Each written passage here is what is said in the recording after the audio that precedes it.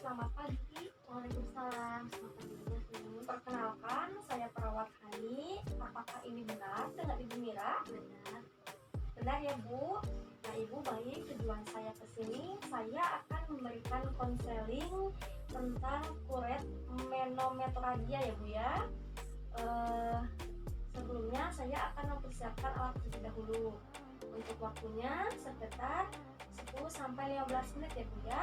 Apakah Ibu bersedia? Sedia Bu. Baik.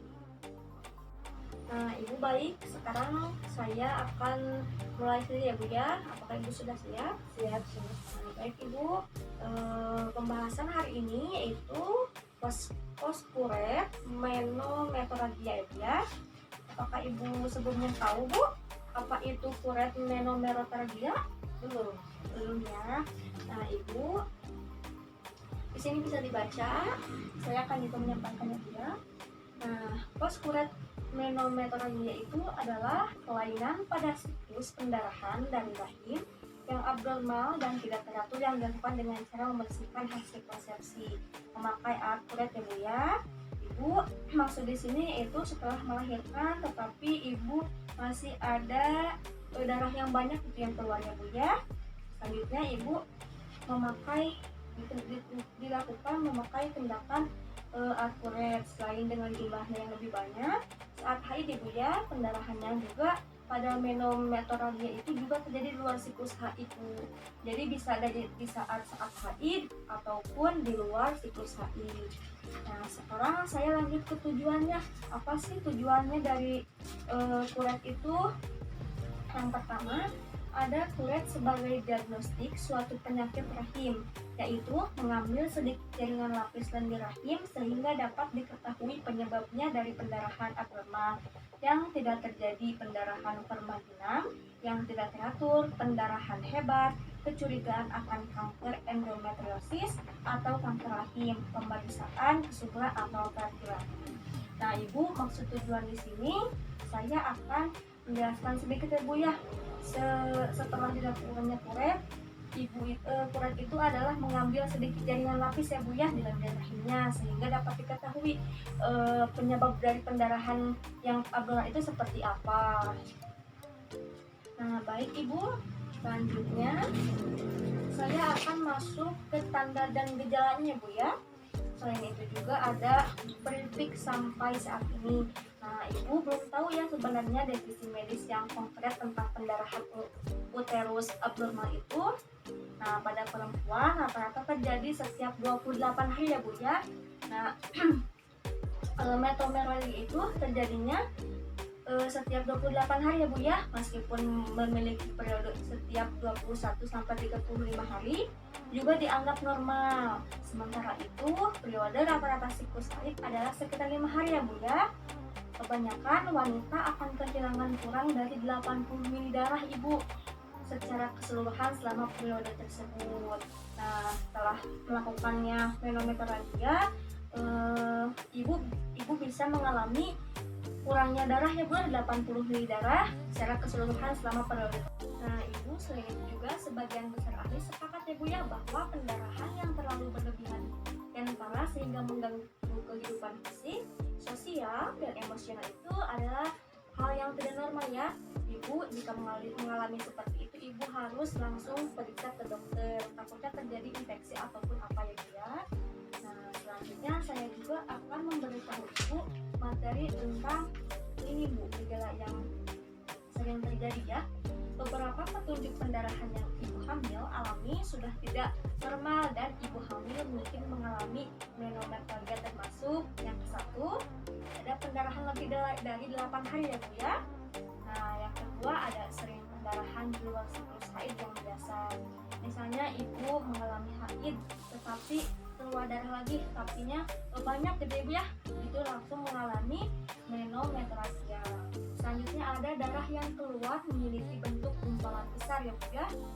Yang keempat, mengalami sakit punggung dan terus selama haid. Selama haid itu ibu akan merasa sakit di area perut ataupun pegal-pegal daerah punggung ya Bu ya. Nah, yang kelima juga ada sering merasa lelah dan sesak napas yang mungkin merupakan tanda bahwa pendarahan yang berlebihan telah mengurangi jumlah zat besi dalam darah sehingga memicu anemia.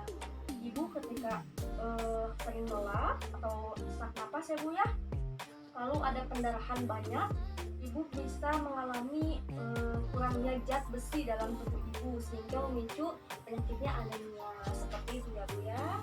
Nah, selanjutnya ada juga nih penyebab terjadinya menometralgia. Apa saja sih penyebab terjadinya itu? Yang pertama ada ketidakseimbangan hormon, yang kedua endometriosis, yang ketiga ada pembekuan darah, dan keempat pertumbuhan abnormal pada rahim. Nah, Ibu, apa sih yang dimaksud dengan ketidakseimbangan hormon itu? Di sini ada memiliki terlalu banyak hormon estrogen dapat menyebabkan lapisan rahim tumbuh lebih tebal ya Bu ya daripada diharapkan. Ketika lapisan yang lebih tebal itu mulai gugup atau luntur ya Bu ya, hal itu dapat menyebabkan pengeluaran darah menjadi lebih banyak. Nah, ketika seimbangan ini estrogen dapat terjadi karena berbagai pemicu ya Bu ya, termasuk stres atau obesitas. Nah, biasanya ibu setelah melahirkan itu suka stres ya Bu ya. Nah, jadi jangan terlalu stres, akan mengakibatkan ketidakseimbangan hormon. Nah, yang kedua ada endometriosis, terjadi ketika lapisan rahim justru tumbuh di luar rahim Bu ya. Biasanya di saluran tuba, ovarium, dan panggul. Ketika lapisan ini luluh, pendarahan bisa terjadi lebih banyak ya Bu ya. Nah, ada juga di sini pembekuan darah Bu. Pembekuan darah ini terjadi ketika darah tidak bisa membeku dengan baik. Pendarahan akan terjadi lebih lama dan lebih banyak. Dan terakhir ada pertumbuhan abnormal pada rahim ya Bu ya, seperti adanya penyakit tumor, terus polip uterus dan fibroid dapat menyebabkan pendarahan berlebihan ya Bu ya. Kenapa bisa menyebabkan pendarahan berlebihan? Karena tekanan yang mereka tempatkan pada rahim itu pembuluh darahnya di area jenis tumor biasanya jinak ya Bu ya. Dan kalau misalnya jinak itu masih bisa ditangani oleh dokter ya Bu ya. Nah, jika ibu mengalami gejala seperti ini, ibu bisa langsung konsul ke dokter. Selanjutnya ada juga diagnosis pengobatannya ya Bu ya. Diagnosis pengobatan menometralgia. Nah, untuk memberikan diagnosis menometralgia, dokter itu biasanya akan melakukan beberapa tes Bu, artinya seperti tes darah, pap smear, dan histeroskopi. Pada histeroskopi ini dokter akan menggunakan tabung Bu, tabung teleskopik tipis untuk melihat ke dalam rahim. Jadi dokter mempunyai alat teleskopik itu untuk melihat ke dalam rahim kita ya Bu ya. Nah, perawatan dan pengobatan pada rahim ibu ini untuk menometralgia biasanya disesuaikan pada faktor penyebabnya ya Bu ya. Yang tadi penyebabnya sudah saya sampaikan, misalnya seperti operasi untuk mengangkat, fibroid untuk disarankan. Nah, selanjutnya juga di sini kalau misalnya kita belum mengetahui penyebabnya dari menometralgia itu pada siapa, pada ibu ataupun yang lainnya, umumnya akan diberikan terlebih dahulu pengobatan klinik pertama ya Bu ya, dengan opsi seperti berikut. Nah, ini penyebabnya, jadi kita harus mengetahui ibu ya, ini seperti ini.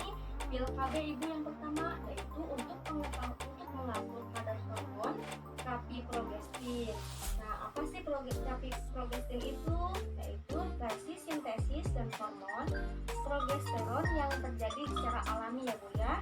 Progestin membantu mengencerkan lapisan rahim dan mengurangi aliran darah haid. Nah, bisa ibu kalau pakai pil KB itu bisa mengurangi aliran darah haid ya Bu ya, dan tidak terlalu banyak seperti tadi yaitu menometralgia. Nah, selain menghilangkan rasa sakit juga dengan menggunakan pil KB ini, ibu bisa membantu pembekuan darah Bu, dan tidak keluarnya darah banyak gitu ya, seperti yang tadi saya jelaskan, dan membatasi pengeluarannya berlebihannya seperti itu Bu. Dan Dan yang terakhir itu ada Bu manfaatnya juga. Manfaat kenapa sih ibu harus melakukan postkurat menometralgia itu? Yang pertama ada membersihkan rahim sesudah keguguran ya Bu ya. Lalu mendiagnosa keadaan tertentu yang ada pada rahim. Yang ketiga ada pendarahan vaginal yang tidak teratur ya Bu ya. Yang keempat ada membersihkan jaringan plasenta yang tersisa sesudah proses persalinan di kemudian hari. Ada juga menghilangkan blighted ovum atau tidak ada janin dalam kandung telur ya Bu ya. Nah yang kelima ada hamil anggur.